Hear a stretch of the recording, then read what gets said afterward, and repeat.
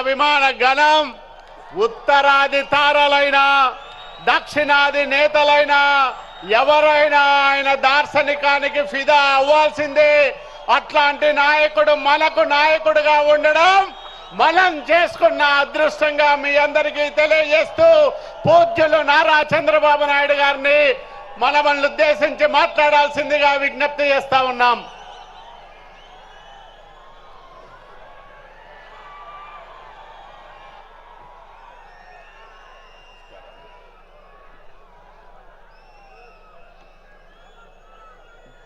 తమ్ముళ్ళు, ఆడబిడ్డలు, జై తెలుగుదేశం. ఇంకా గట్టిగా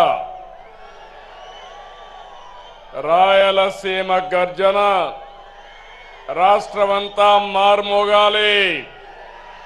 జై తెలుగుదేశం, జై తెలుగుదేశం, జై Telugu Desam. Amar high NTR, Amar high NTR, NTR Amar high. అందరికీ నమస్కారం. వేదిక పైనుండే పెద్దలకి, నా ముందర చూస్తే సముద్రం నెల్లూరు పక్కనుందనుకుంటే జన సముద్రంతో ఈరోజు కడప నిండిపోయింది. ఎక్కడ చూసినా మా తమ్ముళ్ళు, మా ఆడబిడ్డలే. ఎన్నోసార్లు కడపకు వచ్చాను, కానీ ఈరోజు మీ ఉత్సాహం చూస్తా ఉంటే, మీ అభిమానం చూస్తా ఉంటే నాకు ఒక ధైర్యం వచ్చింది. కొండనైనా ఢీ కొట్టి మీకు న్యాయం చేస్తానని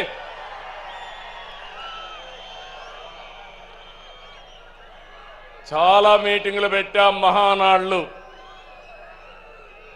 ఈరోజు మహానాడు కడపలో చూస్తున్నా.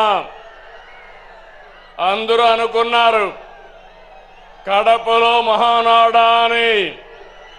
నాకు నమ్మకం ఉంది. కడప తెలుగుదేశం పార్టీ అడ్డా, అది నిరూపించడానికే ఇక్కడ పెట్టాం. అవునా కాదా తమ్ముళ్ళు మిమ్మల్ని అడుగుతున్నా. అవును అంటే గట్టిగా చెప్పండి, చప్పట్లు కొట్టండి, హర్షాన్ని తెలియజేయండి. రెండు చేతులు పైకెత్తి ఆమోదాన్ని తెలియజేయమని కోరుతున్నా. ఒక్కోసారి జీవితాల్లో కొన్ని సంఘటనలు జరుగుతాయి.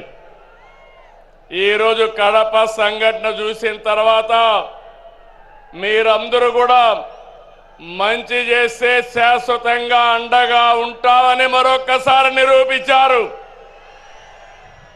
2 రోజుల మహానాడు జాతర.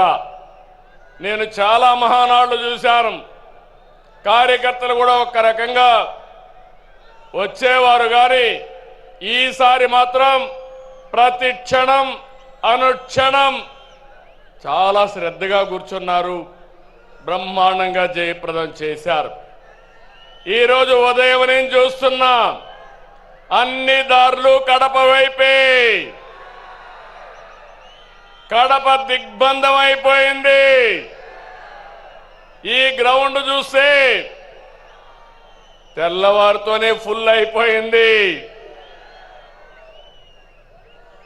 ఈరోజు ఎప్పుడు కూడా మన మీటింగులు టైం కంటే ఒక అర్ధ గంట ఆలస్యంగా జరిగేది, కానీ ఈసారి మాత్రం టైం కంటే 3 గంటల ముందే మన మీటింగ్ ప్రారంభమైంది.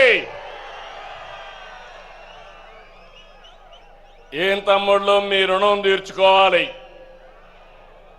కూటమి ప్రభుత్వం ఏర్పడ్డాక మొదటి మహానాడు దేవుని కడపలో జరిగింది. రెస్పాన్స్ అదిరింది, సూపర్ హిట్ అయింది. ఇక్కడ ఒక విషయం మీకు చెప్పాలి. గత ఏడాది 2వ తేదీ ప్రజాగళం ఎన్నికల సభలో కడపకొచ్చాను. ఆ రోజు ఒక మాట చెప్పాను, కడప రాజకీయం మారుతోంది, కడప గడపలో మార్పు స్పష్టంగా కనిపిస్తుందని ఆ రోజు చెప్పాను.